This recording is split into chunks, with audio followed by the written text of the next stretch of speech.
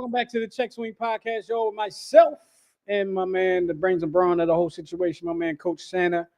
Rob Battle, the Hall of Famer, will be with us in a little bit. It is December 3rd. It is 8:01 o'clock, and we are live here on the Check Swing Podcast. Welcome back to the show, y'all. Welcome back to the show. What's going on, Miguel? How you feeling, man? Could be a rhetorical question. I feel good about the Eagles. I'm okay with the Phillies for now. The Flyers still suck, and the Sixers should. Yeah, you sound a little canned right now. You sound a little muffled. What? A little muffled right now. Tap Hello? the microphone, and I'll tell you if you're actually coming. No, you're not coming through there. Fantastic. But keep on talking, because I can hear you just sound a little like you're talking into a can. That's all right.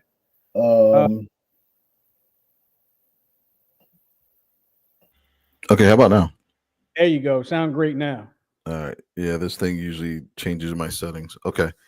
Where do I need to repeat? Just take it from the beginning. Fantastic.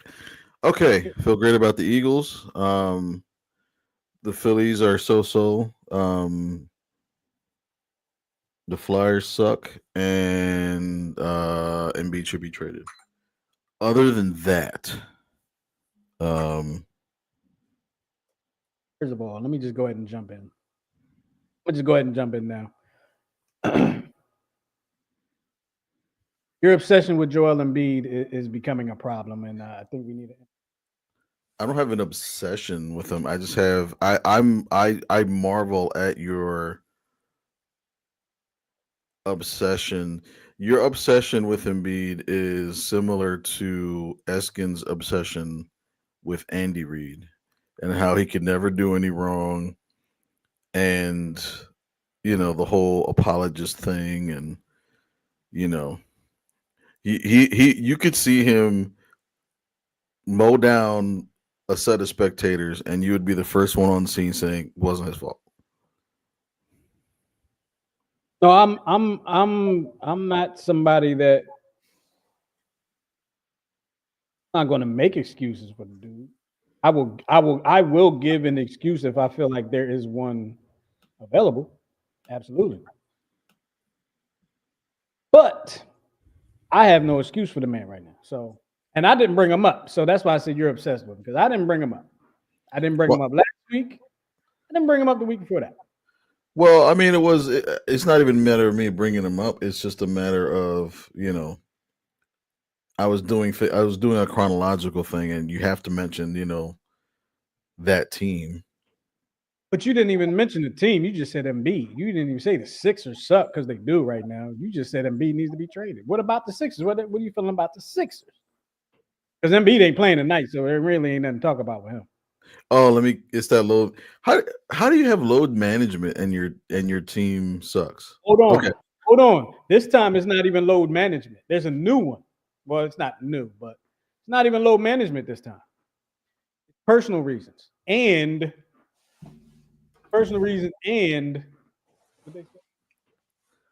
injury management. That's the new one this year. Injury management. So you know that. Like I said, I didn't bring him up. I have nothing to defend him with. There's no way I can defend Embiid anymore.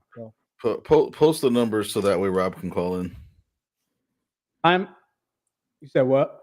I said post the numbers so that way Rob can call in. Oh, is he trying to call in?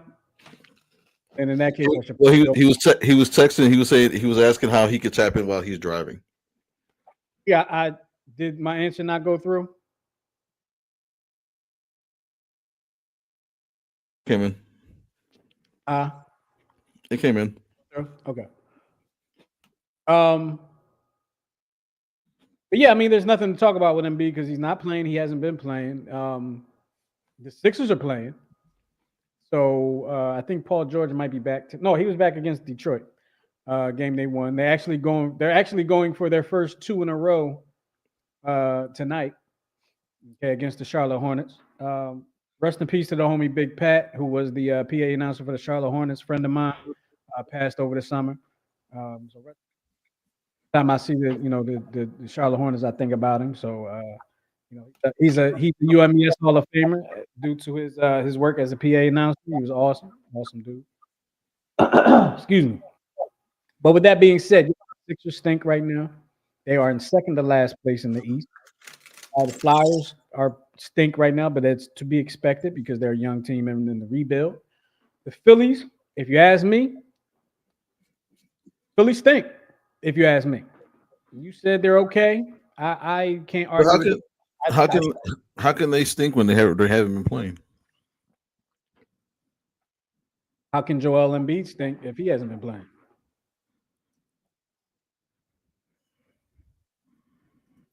I love how you changed the rules for him. How can Joel Embiid need to be traded if he hasn't been playing? I love how you changed the rules for him.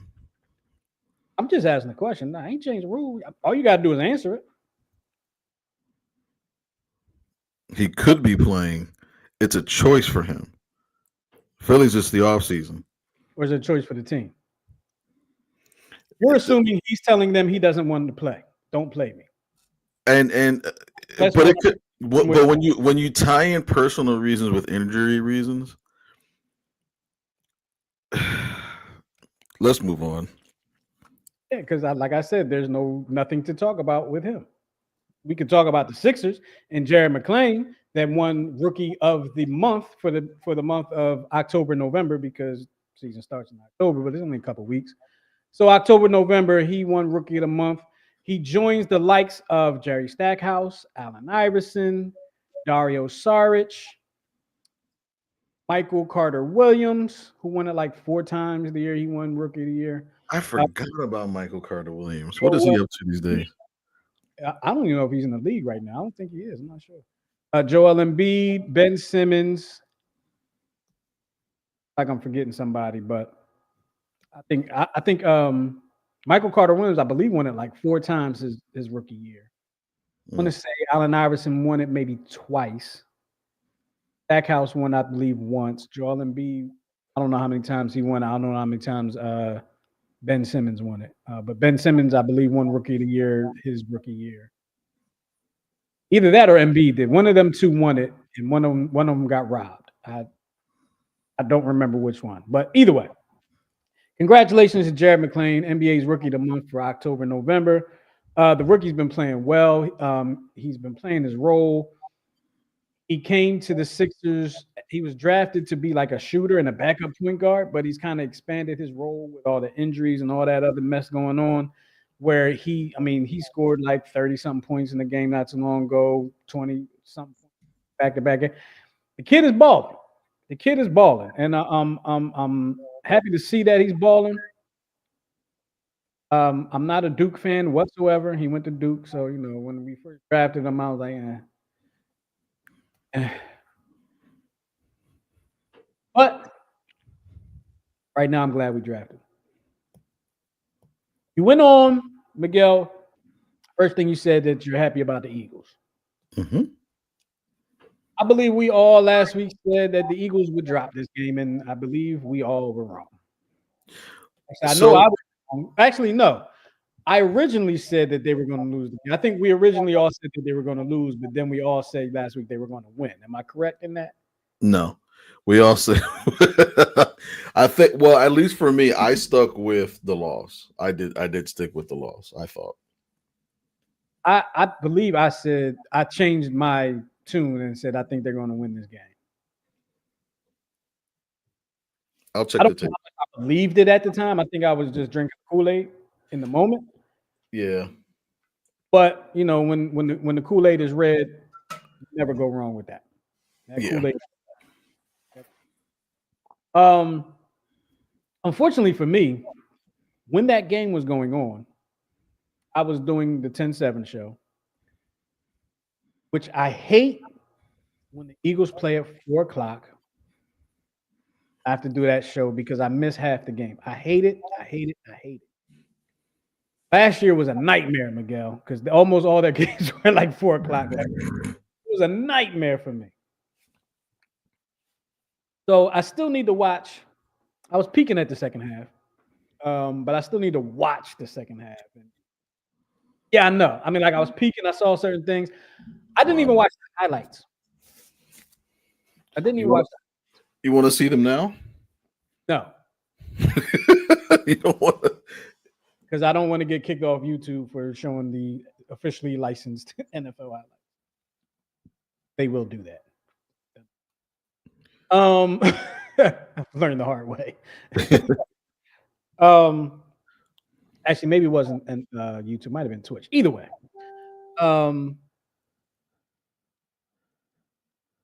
Miguel, you saw this team last year. You saw the team the year before that when they went to the Super Bowl. This team. Let's just talk about the defense. I don't Yes. even get into Saquon and the offense and all that yet because we could talk about that forever. We probably talk about the defense forever. When this season was getting ready to start, and I'm talking like the summertime, question marks about this team were all 99.9% defense. Mhm. The 0.1% was Jalen Hurts and Nick Sirianni. The defense, my opinion, has been better than the offense. And offense been pretty good. Absolutely. The defense has been better than offense. And I want to ask you, and I want to ask every Eagles fan that's our age or older, is this, and I want you to think about it, Miguel, because I feel like the immediate reaction is going to be no. Is this the best Eagle defense you've ever seen? It, Better than the Buddies defense? Is it better than Ray Rhodes' defense? Better than Jim Johnson's defense?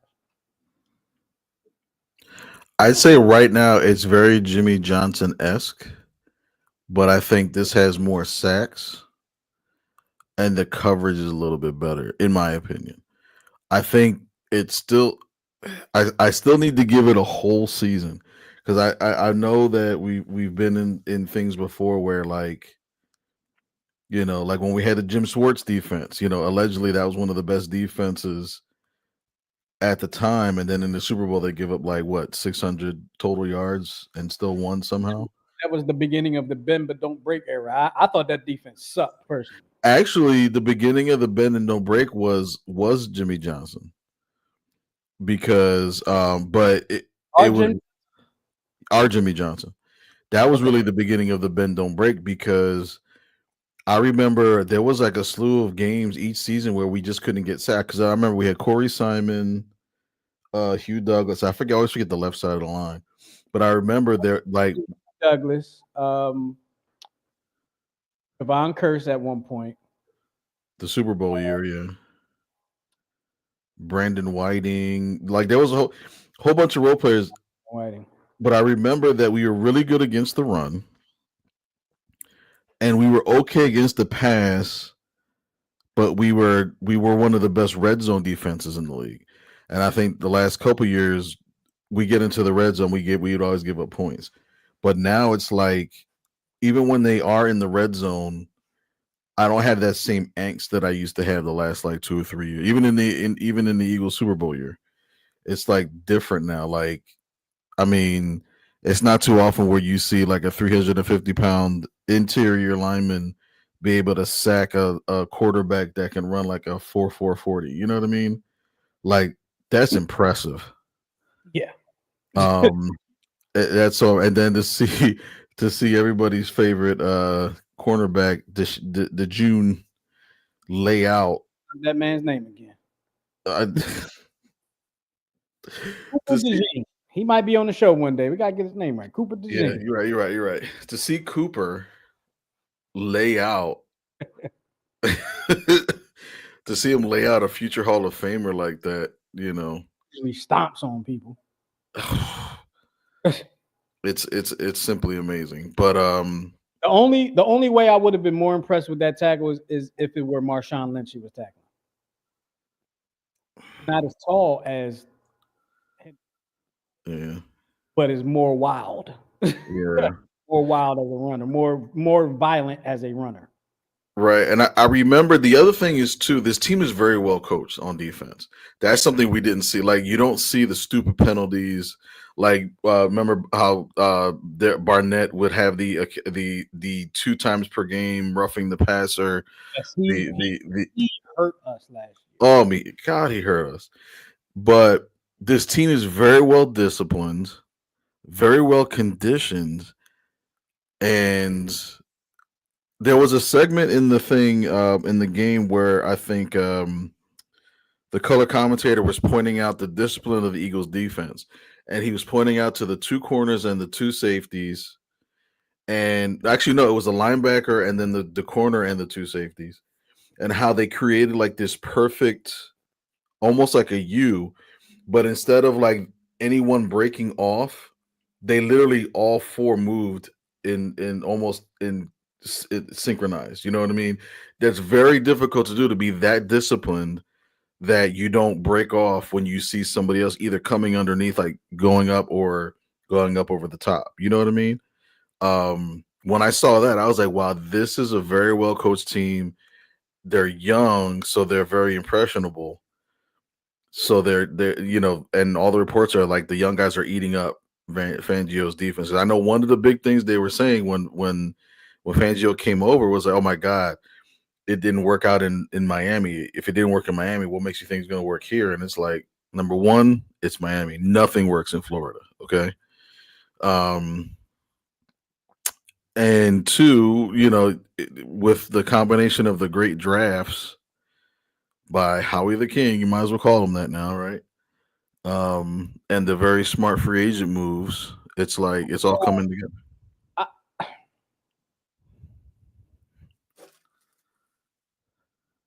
So I'm way over the Howie Roseman praise. But I mean, I am too. But at the same time, you got to give it to him. Like, even for every bad move that he's made, he comes back and makes 1 or 2 to make up for it. You know what I mean? So it's like, well, here's the thing. So makes bad moves, he makes good moves, right? But we get so excited about the moves he makes. mm-hmm. We're like, oh, he's a genius. He's this, he's that, he's great. But as soon as we lost those 2 games, it was, how is an idiot? He doesn't know what he's doing, and he needs to go. The game is past him. And I know you're not here to hear that type stuff, Miguel, on the radio. I don't know if you listen to the local radio here where you are. Mm-hmm.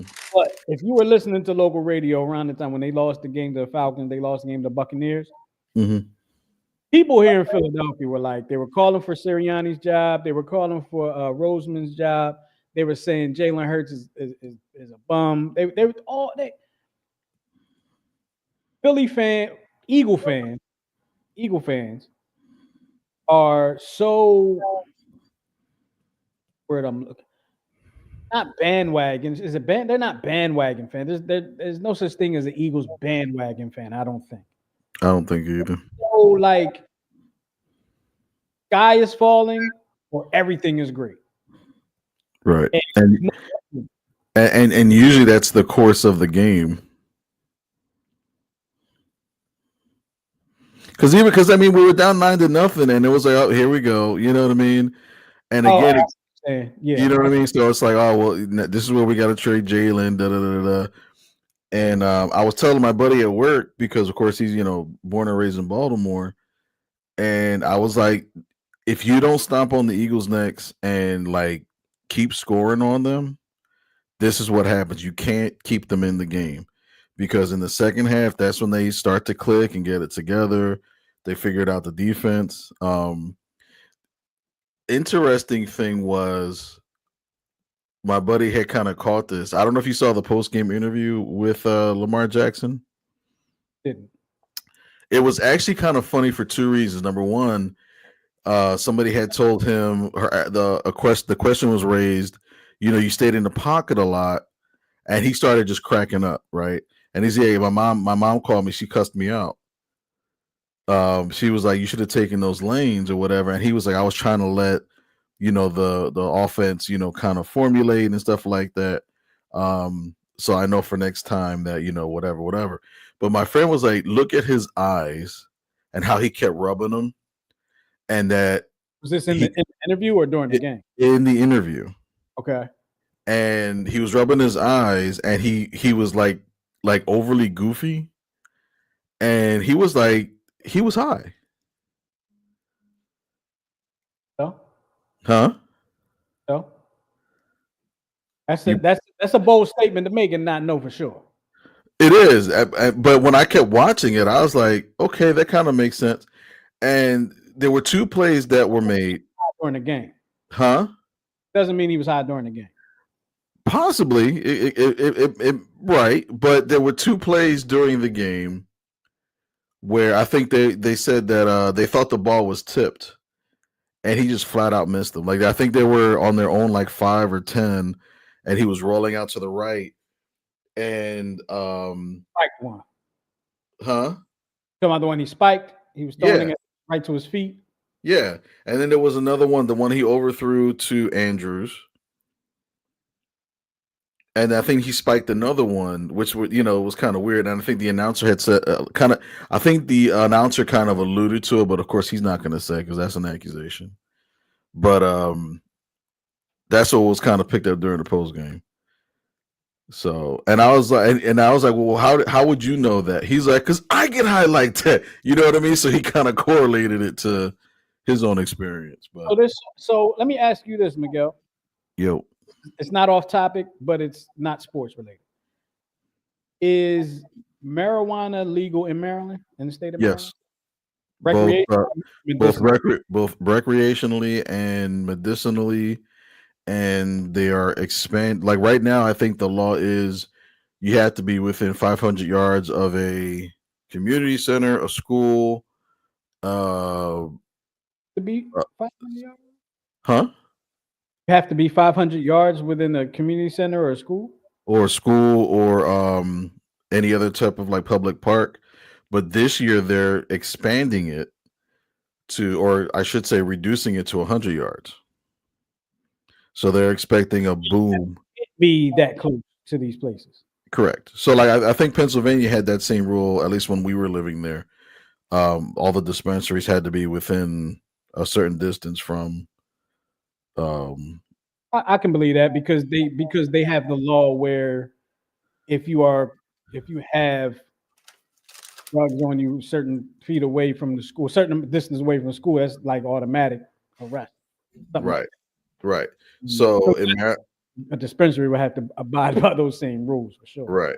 So this year, there I think there's the law. They're working on the law and legislation in the Maryland legislation to reduce it.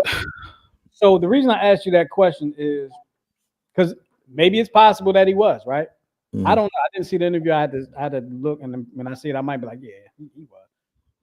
But it's very possible that maybe a lot of I'm going to say medical marijuana patients, and I'm not saying he's one, but a lot of medical marijuana patients do so to control pain. Right, which is very common, which is how it was introduced to the NFL as a alternative to the opioids, which is the main reason why they allowed it. Opting for that as opposed to taking the oxys and the whatever else there is. It's, I guess I don't know what y'all be taking out there. I don't pop pills; they scare me. But I got to take blood pressure medicine. That makes me nervous. But it could. I mean, it's possible he could have been right. I don't know. I didn't see it. But the mistakes that were made during the game, whether he was or he wasn't, those are kind of mistakes that can be made by anybody. It's just probably not common.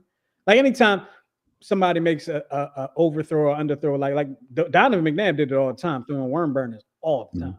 Mm-hmm. I guess it's possible, right? Mm-hmm. Things happen. So I just like to be careful with stuff like that. But here's what I will say. Here's what if he was, during the game. I would guarantee it was not the first time. Mhm. So I mean, he probably won the MVP like that. So it's not an excuse, Lamar. I'm not saying you use that as an excuse, but just in case any Lamar fans want to use that excuse, it's not an excuse. But the talk of Baltimore, if you will, is there was a lot of scrutiny for Lamar that he can't win the big game, that he always chokes or makes stuff like that. And from the few fans that I know, that's kind of like it's starting to kind of creep up. Like, here we go again. Lamar in a big game and he can't do it. And I wouldn't put that game solely on him. You know what I mean? But the def but the Ravens defense has been suspect all year. Yes, it has. So it's like, again, even the years that we failed to make the play, like if we had this year's defense on last year's Eagles squad, we probably would be reveling in another Super Bowl. Yeah, we were a lot better. Yeah. I'm going to bring Robin into the conversation in just a little bit. Yeah. But I actually forgot I was about to. Oh, the Ravens defense, which has been suspect all year, actually played pretty well, right? I mean, they gave up 23 points, 24. 24. Gave up 24 points. You don't want your defense to give up 24 points. But for a defense that's supposed to be suspect against an offense that's supposed to be high powered, I would expect the Eagles to have been in the 30s, close to 40s in that situation. They kept them close. I feel like the defense, they stepped up. They did what they needed to do. Both defenses. That what? Both defenses. Both defenses, yeah. Both defenses did play very well.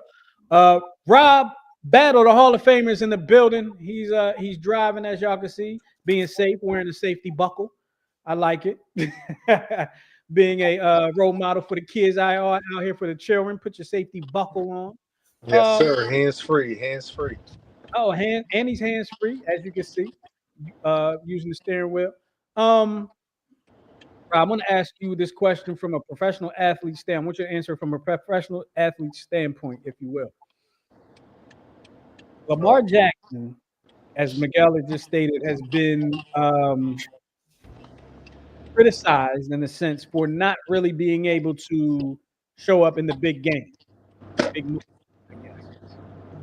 Is there something in the psyche of a professional athlete when they get into the big moment? Like, I've played in big games for me, right? Rob being a professional athlete, my big games and his big games don't equate, right? Big games for me might be, it don't matter. It don't equate, right? Well, plus he's a foot taller. And he's a foot taller with his shoes on. Okay. So without his shoes on, he's 10 and a half inches taller than me. But anyway. That wasn't supposed to be. That wasn't information to be repeated, Justin. That's personal. He'd like you to say out his personal affairs. My fault. You put it on the live show. I'm sorry. I thought it was for everybody. My bad. My bad. Hey, forget that part, y'all.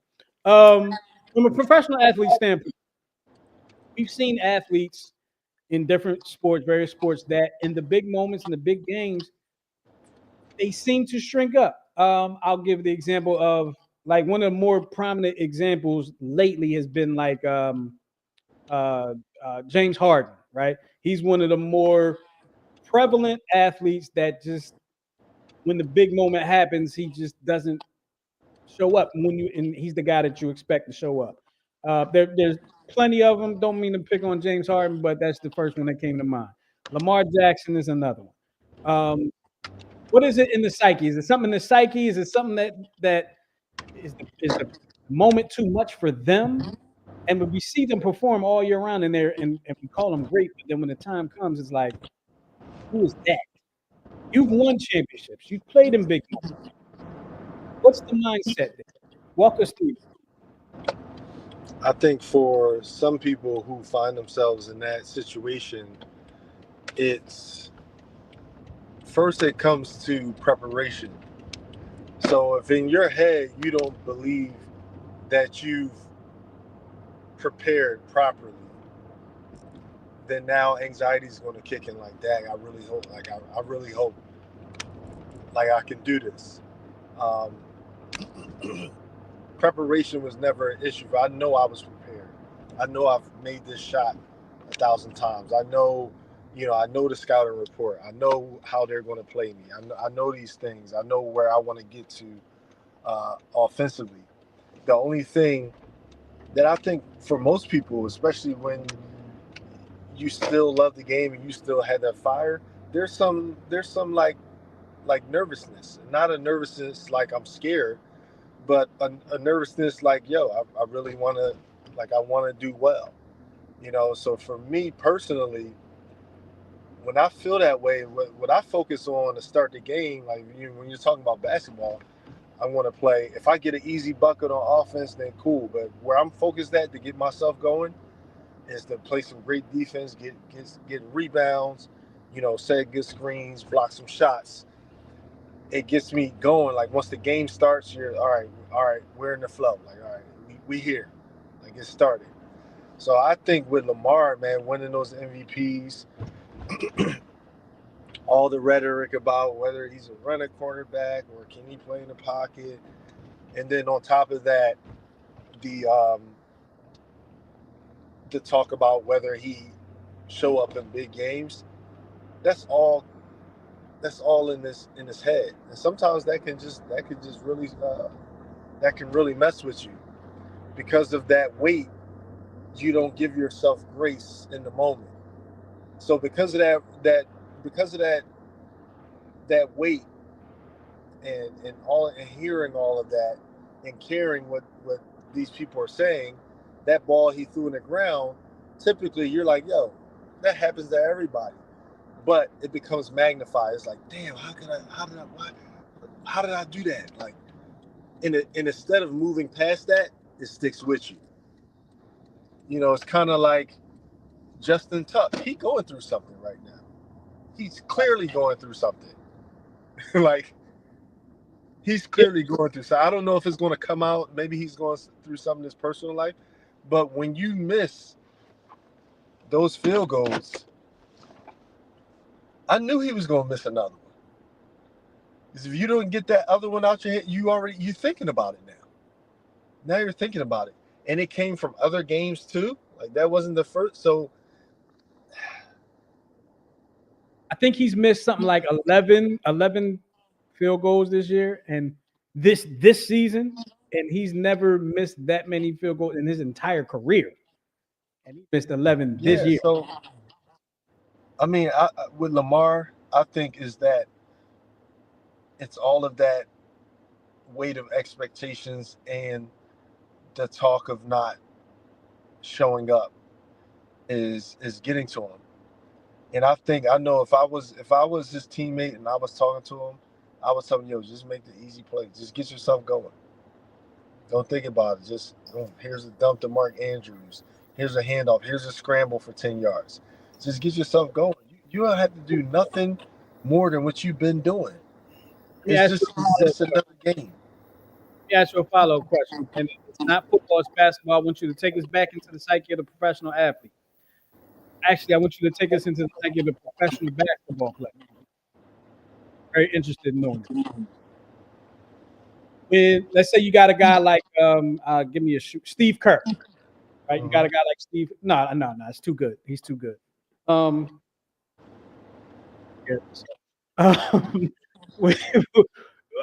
Name a shooter. Somebody just give me a shooter that's not like Steve Kerr or John Paxson. Del Curry. Huh? Del Curry. Let's take Del Curry, right? Del Curry's having a bad night, missed 5 straight, right? And you always hear people say, he's got to keep shooting. In the psyche of the professional basketball player, Rob, does that shooter want to keep shooting, or does that shooter get to a point where he's like, you know what, I'm hurting my team now, maybe I should stop shooting? Like, does that part ever come into the mind of the shooter, or Because there's got to be a point, like if you keep missing, you're going to be hurting your team. No, not somebody in his position. Not for somebody like Kerr. Like the whole reason he's in the game is to shoot. So you'll be doing your team a disservice by not shooting. Because somebody needs to come out and guard. You need to have You'll be hurt. You'll be hurting the team by not shooting. The whole reason you're in is to shoot. The only reason you're coming off the bench is to be, a 3-point threat. So you continue to shoot, and a true shooter always think they're making the next shot. Right. So if you're thinking about 0 for 5, you're not a true shooter. You're not worried about that. The next one's going in. So in the flip to that, if it's a guy like think of somebody that's not like a star, that's not a scorer. Kelly Oubre Jr. for this. He can score, he's a decent basketball player, right? But if somebody like him keeps shooting and missing. Oh, he's like 0 for 6 from 3. Nah, man, take your ass to the basket. Like, what you doing, bro? Okay. Yo, go get it off the glass. But you're going to get it off the glass or something. You're going to encourage him to continue to try to score, but get closer. Yeah, take another avenue. I'm gonna tell him, yo, get a layup. Like, get yourself going. Let's try and hit a 2. Because sometimes you just got to see it go in, right? Yeah. Let's get a 2. Get a pull up or something. Like, that's not your job. But if it was I don't even know who's Eric Gordon. If it's Eric Gordon, I'm like, yo, keep shooting that thing. Go 0 for 10. Good. I don't, Great I don't example. care. Great example. That was an even better example. That was a better example than Kelly Oubre. Great example. See, that's why I'm gonna need him to keep shooting. He's not really a get to the bucket and finish over nobody player.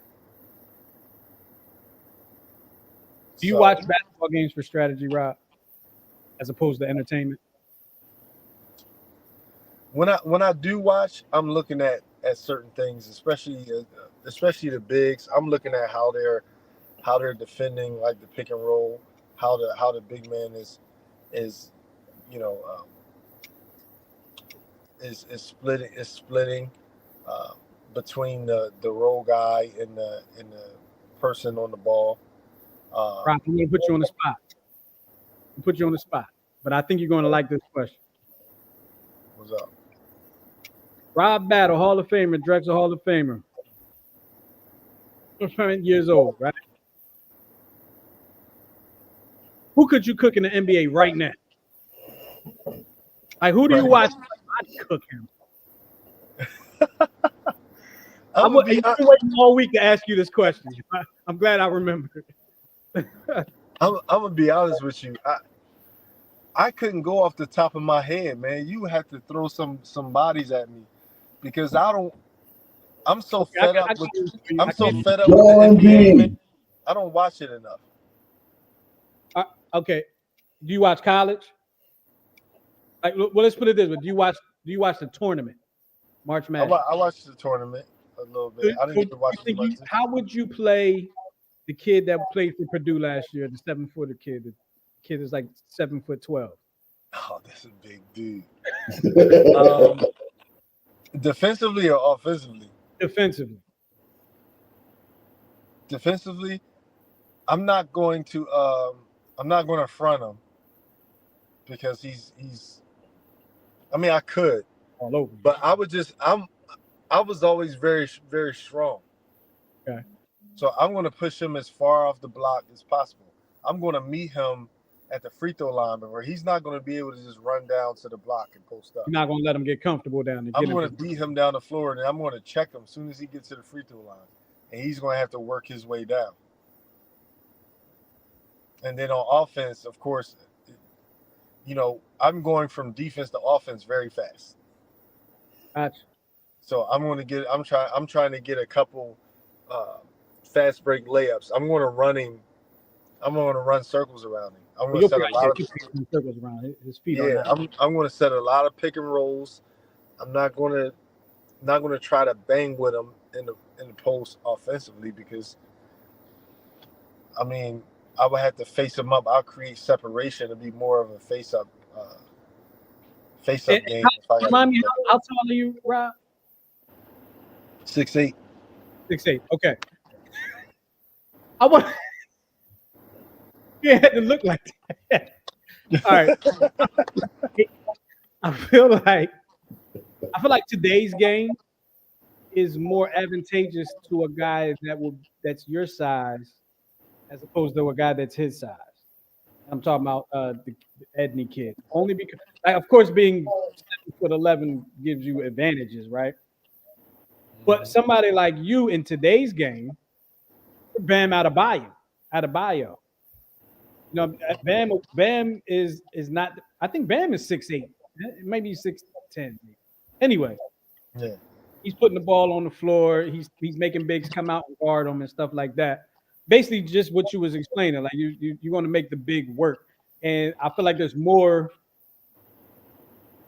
centers in the league now between 6'8" and 6'11" than there are centers in the league between 7 foot and 7'5", whatever you want to call it. I mean, there's definitely.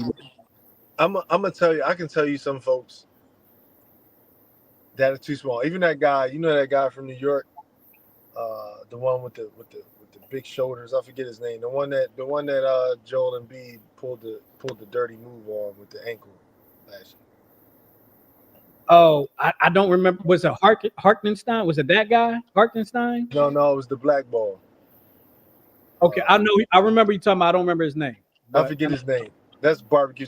He too small. Well, he taller than me, but he too light. You a bully. I got you. I'm putting him inside the cup. He too light. any of those guys you look like is too light.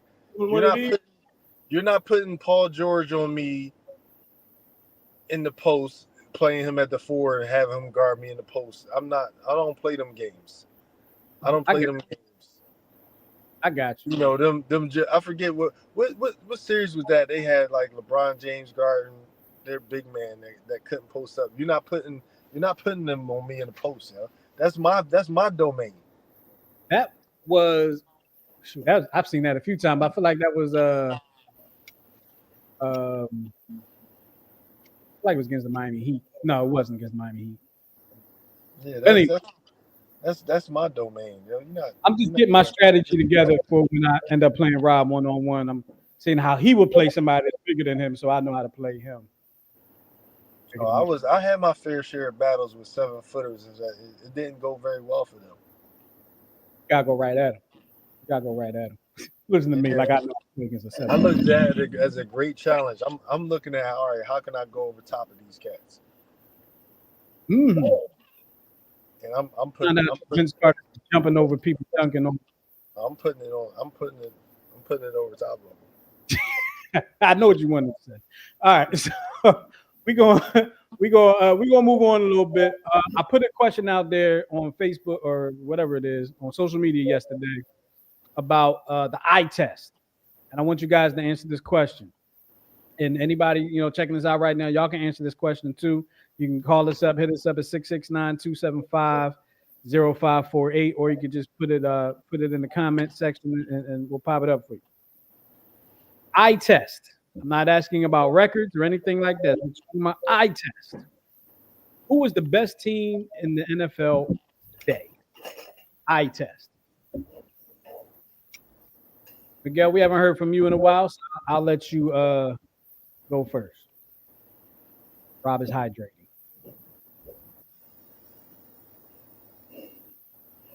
You know what makes it difficult? Because even with the eye test, it just seems like every team has holes. Because you want to say Kansas City, but they've really been winning by luck. They haven't blown anybody out. All their games are won either by the refs or they were winning games the way the Eagles were winning games last year in the beginning of the year. The refs were not helping them. And yeah. There's at least 3 or 4 games that they should have lost. And then you look at the Eagles, and it's like I don't like the slow start of Jalen Hurts. That scares me. I mean, it But doesn't. you don't Listen, like what? You don't like what, Miguel? I don't like Jalen Hurts' slow starts because he's streaky. Because I think he started out 0 for 5, no picks, thankfully, and then he threw like 8 in a row. But I think stuff like that will catch up. But again, when you look at the defense, it's like a thousand times better than last year. So that's why I mean, not to be a homer, but Eagles look great, in spite of their issues on offense. And then you look at the Detroit Lions, who on paper 10-1, but they lost their best defensive player a couple weeks ago, and they're starting to struggle to win games. So it's like, even the team with the best record, are they really the best now? You know what I mean? So I would lean Eagles, but it's hard to go against the Lions because of how they've been beating teams, and but I would say the Eagles are very, very close 2 to like 1A. Rob, what do you feel? Rob, hold on. I think Rob. I'll go, Rob. Don't even worry about it. You go ahead and handle your business. Rob just came up in the crib. The family's happy to see him. Last week, I'm not gonna put his business out there, but y'all go watch the show from last week and see what the situation was like for Rob last week. But so I'm biased. I'm trying not to be biased and say the Eagles, right? I'm just not. I'm just trying not to be biased. We had a comment come in earlier. Ryan said the Detroit Lions with an exclamation point. So he's feeling hands down the Detroit Lions are the best team in the league right now. Eye test. I'll have to be honest. I haven't seen much of the Detroit Lions. I just haven't. I watched them even by accident. I mean, it's hard not to watch them. But see, here's the thing. Like I've noticed that I just don't watch TV much anymore. Are you getting old? I'll watch I'll watch the local teams, and I might have the TV on while another game is on, but I'm probably on my computer working on something for the show. You fall asleep to Matlock, don't you? No, I fall asleep to I was going to try to say something funny, but I'll just be honest. I fall asleep to sleep sounds on YouTube. That's what I fall every night. Yeah. Well, your mic, that mic's not working, so we couldn't hear you, but we get the idea. We get the idea. Absolutely. That's what I'm falling. The rain, brown noise, white noise, air conditioner noise, fan noise, whatever I can find to make me fall asleep, and I sleep like a baby. Beat my alarm every doggone morning, and I kind of wish I wouldn't, so I can get another hour and a half of sleep because that's when I wake. Anyway, that's ain't about me. So the Kansas City Chiefs, right? And Rob is back with the Kansas City Chiefs are the number one team. Excuse me, they are the defending champions right now, and there is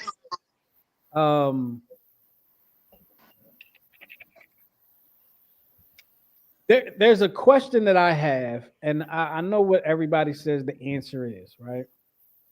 But there's a question I have about the Kansas City Chiefs. And people always say it's not just that easy to flip that switch and turn it on. It's not that easy, right? But if you look at the Kansas City Chiefs have been to back-to-back Super Bowls. Patrick Mahomes and Travis Kelce and whoever else has been on that team for a while, Andy Reid, they've been to 4 Super Bowls, won 3 of them. Okay. Is it possible?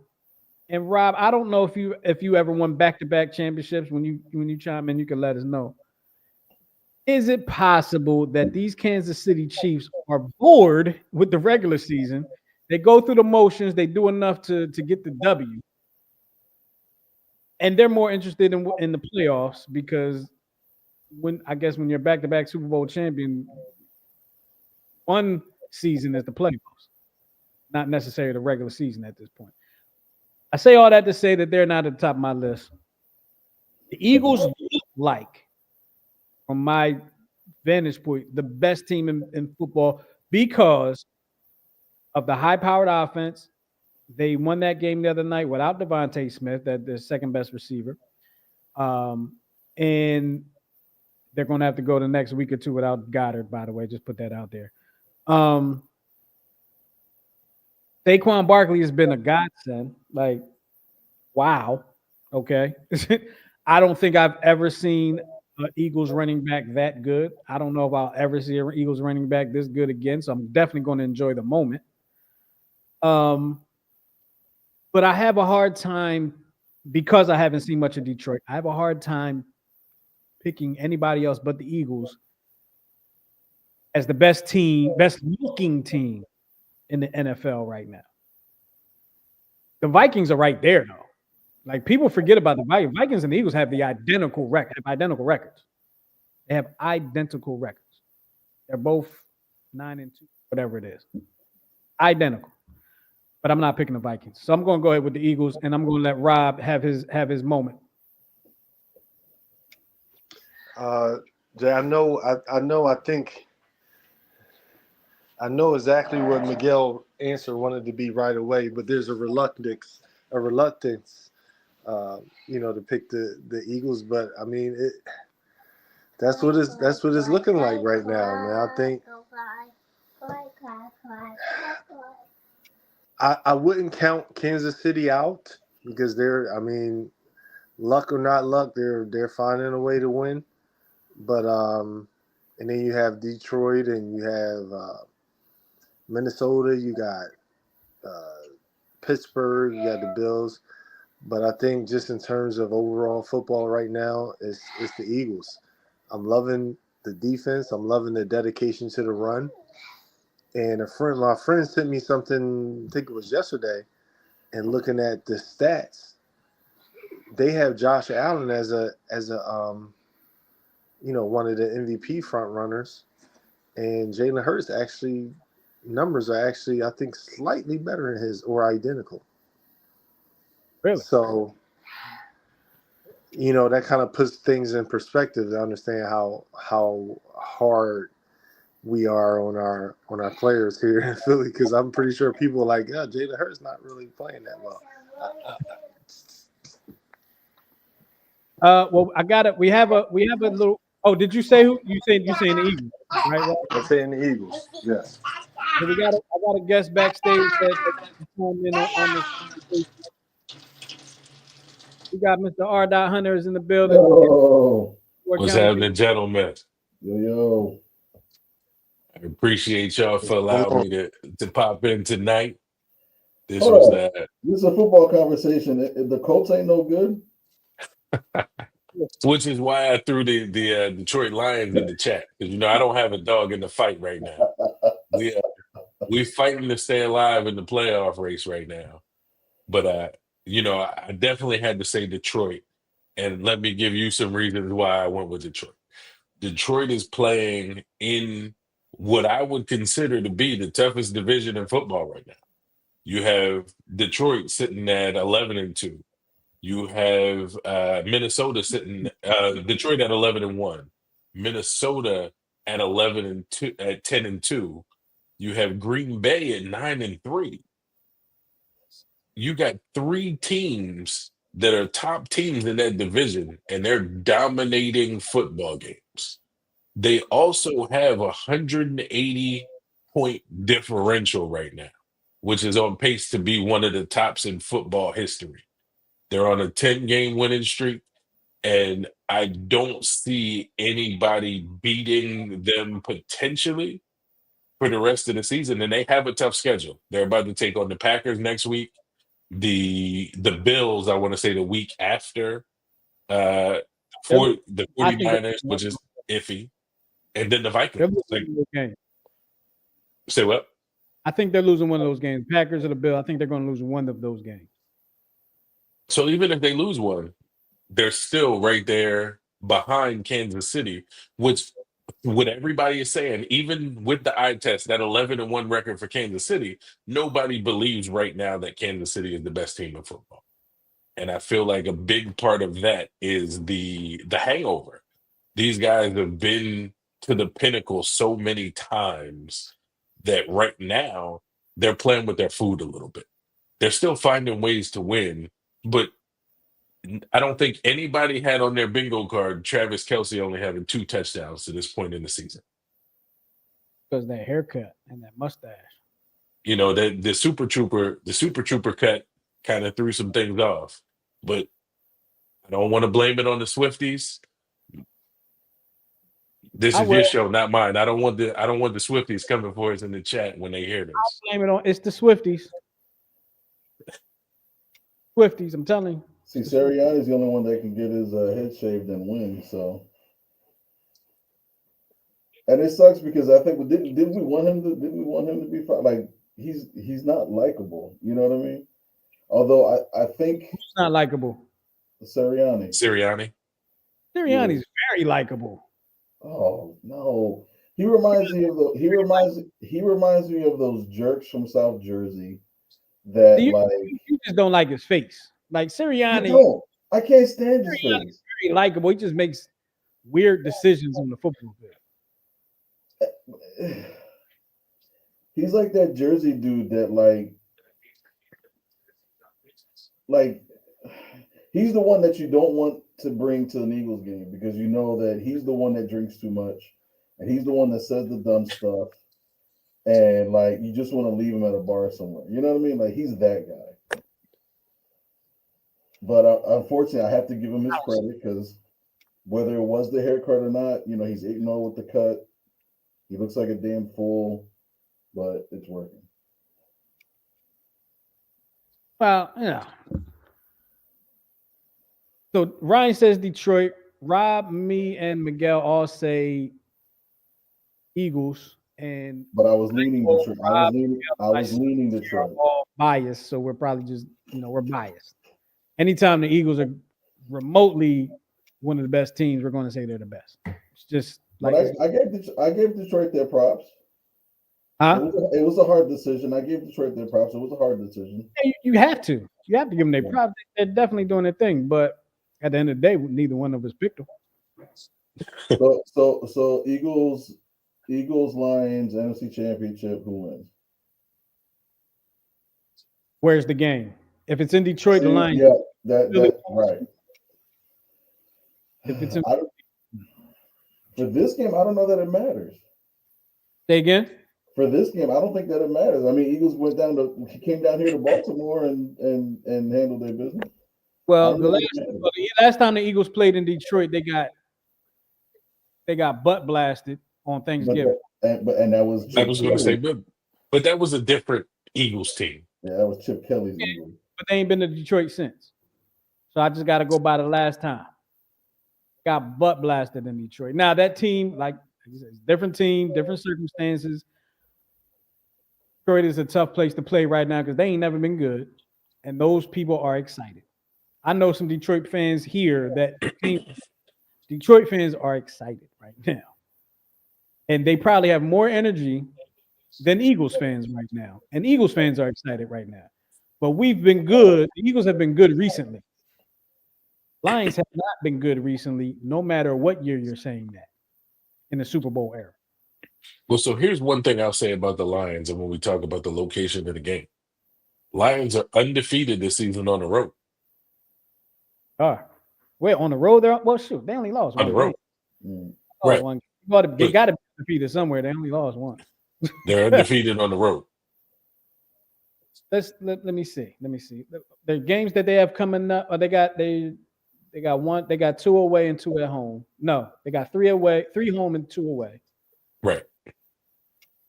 So let's see. I'm going to go ahead. I'm going to go through their schedule. F it. I don't care. So let's see. Week 1, they beat the Rams in overtime at home. Then they lost to the Buccaneers in week 2. Right. And then 10 in a row. So. The Buccaneers in week 3. Then they beat the Cardinals, the Seahawks, the Cowboys. They beat the Vikings. Then they beat the Titans, the Packers, the Texans, the Jags, the Colts. Sorry, Ryan. The Bears. That was their That last was the game. last game. Yeah. And let me. Was that Thanksgiving? Bears Yeah. blew that one Yeah. Yeah, the Bears did blow that. terribly. They blew that game. We're getting ready to wrap this up, but I did want to talk about two more things real quick. And since we're on the subject of football, the hit on Trevor Lawrence, y'all can say his name. What was the guy's name? We didn't put his first name in. Aziz Al-Shaair. Yeah. Aziz Al-Shaair. Spend the 3 games for that hit on Trevor Lawrence. Is it fair or unfair, y'all? Absolutely fair. It was the timing. I know that this play has been kind of like it's been kind of wonky the last couple of years, but I think this was like a no doubt about it. You know from experience that when a quarterback comes out, if he sees somebody line up, he's going to slide. Not only did he blast him, but he came in with the elbow that had like all this armory on it, and he went after his neck. You know what I mean? Like he in college, I only saw the play once. I would need to see it again. I got it up if you want to see it. Yeah, we could check it out. I need to see it again to really, because I just felt like the one time I saw it, I mean, it was a bang bang situation. And see, these quarterbacks are so protected, right? No, I agree with where you're going with it, but this was like no. So here he is rolling out, and the play will kind of do it justice.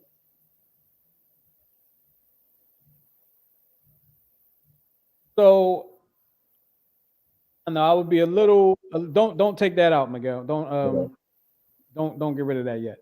Okay. I know it's going to be insensitive and kind of stupid for me to say it was worse. It looked worse than it was because obviously he was in the fencing position and all that, right? No, but it was exactly as bad Here's as it was. This defender has a job to do to keep the. He can't as a defender to do your job effectively and efficiently. You can't assume that he's going to slide. You have to make a play because I can fake slide and keep it moving. There's quarterback, I forgot who it was. There's a quarterback that used to act like they were going to go out of bounds. Guys would slow up and he would go and get a few more yards. You can't afford to let that happen in football. Game of inches. You can't afford that. Can't afford that. Dude, this was different. I mean, listen.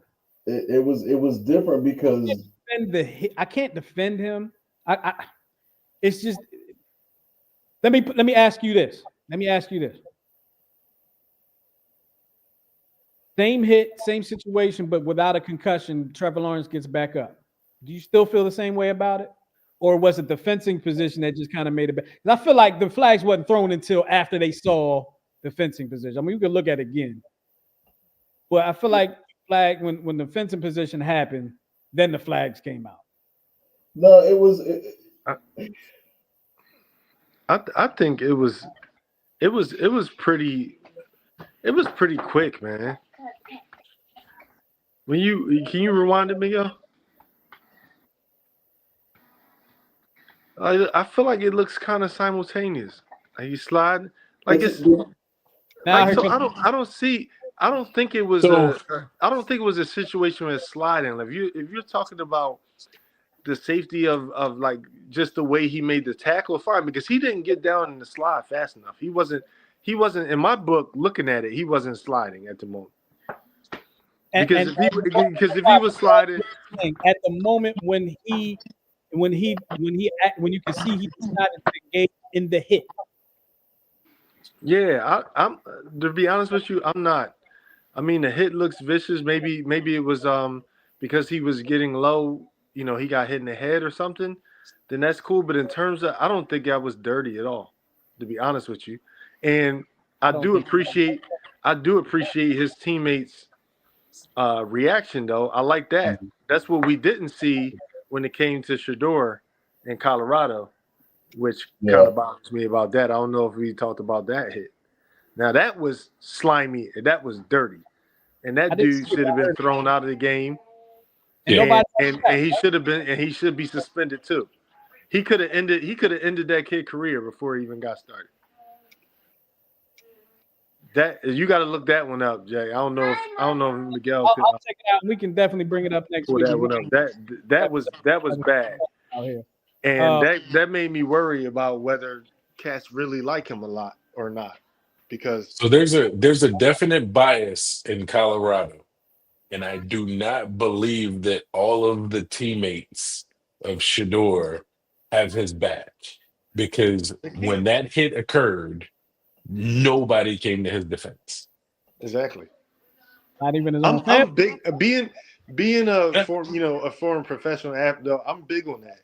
People think you're reading too much, but you don't understand until you're on a team sport and you understand Right. like what it is to protect your teammates.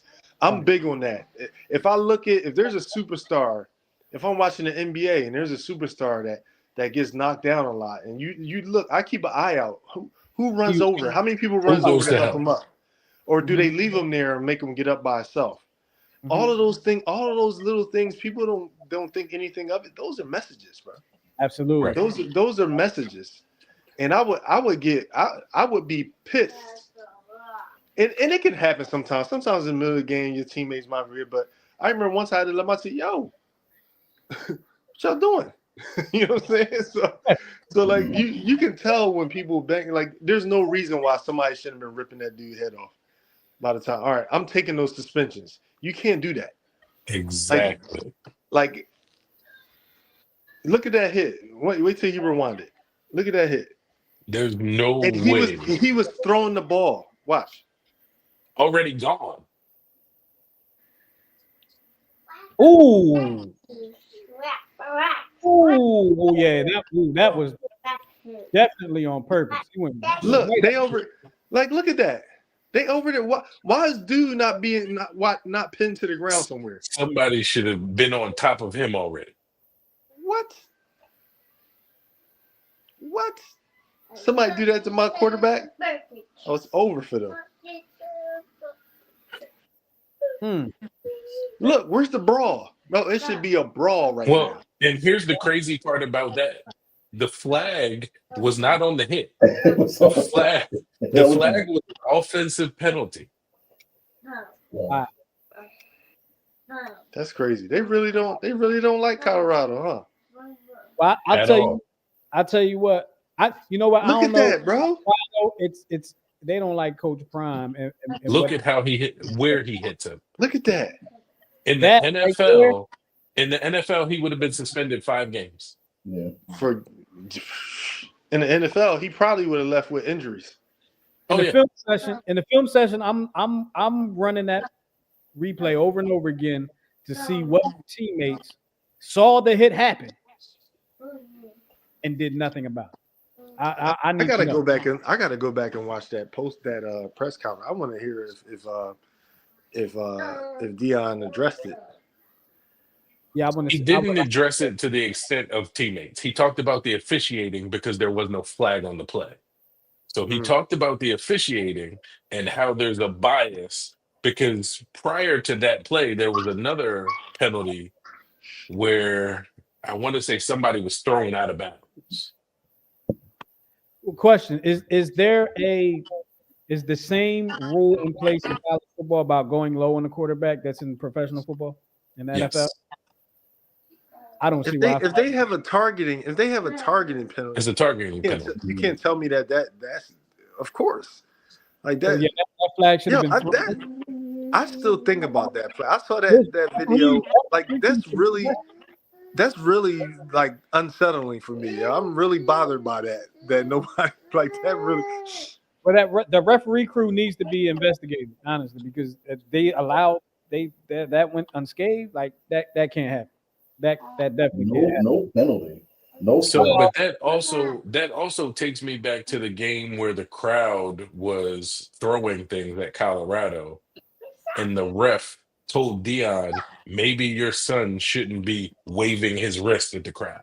Yeah. Oh, by the way, I just read somewhere that his son bought one of the linemen, I think, $200,000 vehicle. Oh, I'm taking that back. That's somewhere as I. If I got hit like that, you ain't getting that. Taking that back. I'm repoing that after the Kansas game. Yeah, I'm with y'all on that one. I'm Definitely. taking that back. And whatever, if he was paying for meals, I'm revoking all of that. All of that's revoked for all One last y'all. note. One last note before we get out of here, Miguel. The golden bat rule. What in the hell is that? Oh God, it's another gimmick. They want. So here's the premise. You know how I think it's Hunter's Coach Hunter's Yankees trying to come up clutch in the ninth. So the scenario is, instead of having whoever's due up 8, 9, and 1, you can just say, okay, no, I'm gonna have Luis Soto bat out a turn and he's gonna bat in the lineup. And are you saying that this is just a ninth inning rule, or is this an anytime rule? From what I read, it's at any point, but it could primarily be used in late inning games. Because you only get to use it once. Right. Dumb. That Dumb, would but have been me. People I'll would tell have y'all. been using. People would have been choosing me to do that because I was such a great hitter in my day. If you were such a great hitter, how come you didn't try it one damn time? So, but here's another aspect. I'm telling you, Miguel. I was batting cleanup. And I was first base, and I was cleanup. I was those guys, before those guys came along. You know what I'm saying? Where were you at the Max Myers Penal League? Like where were you? Where was this at? Little league, share short playground. I know it. Share short playground, little league baseball. It got real once we started going up against some Latinos, the Marlins. We started seeing curve balls and all that stuff. Over. So this rule. So here's another thing I just thought about with this rule. If you're the guy whose bat is getting replaced by somebody else, you get paid less. So I don't think it's a replacement. Like you're inserting somebody into a spot. So let's say you were 9, 1, and 2 in the lineup. You could then insert your 4 hitter after the 9 to restart that lineup. So the rule the 1 point is it says each team gets to pick one at bat at any point in the game, but only once to play its golden AB. It's basically a golden AB card. So you get the golden ticket. Yeah, like the golden ticket. So it would save that card for like the Juan Soto moment or play it in the second inning with the base. Miguel, you can stop talking to that mic because that mic ain't working. You can move that out your way. Go ahead.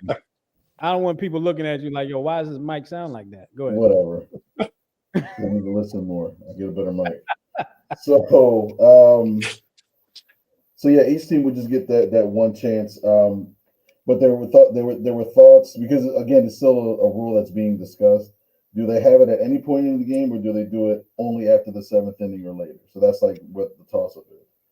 But that rule, along with the rule of making pitchers go 6 innings no matter what, or 100 pitches, whatever it was. So these rules are dumb. Like I guess I'm a baseball purist, right? They're just dumb to the baseball purists. But they're not for us. These rules are not for us as baseball purists. They're not.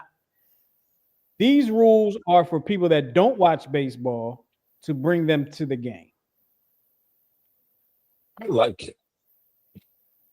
Well, you're a Yankees fan. You guys have bats that y'all can just put anywhere. That like, I would like it too if I were a Yankees fan. But see, here's the one wrinkle. So it poses this scenario. Let's say that the Royals decide to use their golden AB to let Bobby Witt lead off in the 9th, and then he makes an out. But guess what? He's batting. He's back up again. He's batting. He's back right up again, batting second. Wow. Yeah. What if he doesn't make it out? I'm completely okay with it. What if he doesn't make it out? There you go. If he doesn't make out, does he get a pinch runner So, or? so no, but think about it. Let's say he hits a home run, then I can use my golden age. He can come right back up.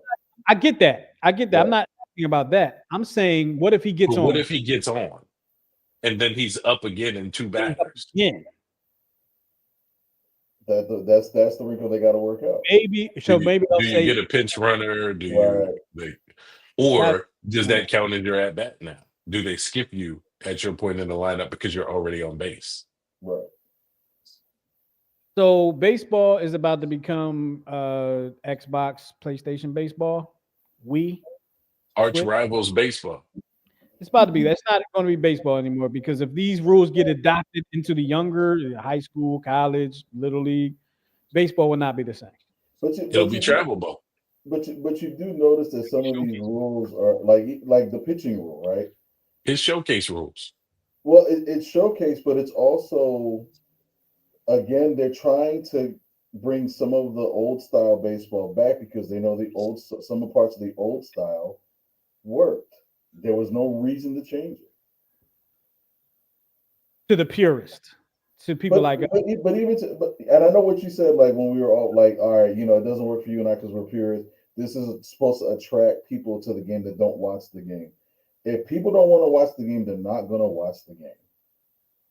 But if you give them a reason to watch the game, like if you like the 6-inning rule is not going to give people a reason to watch the game.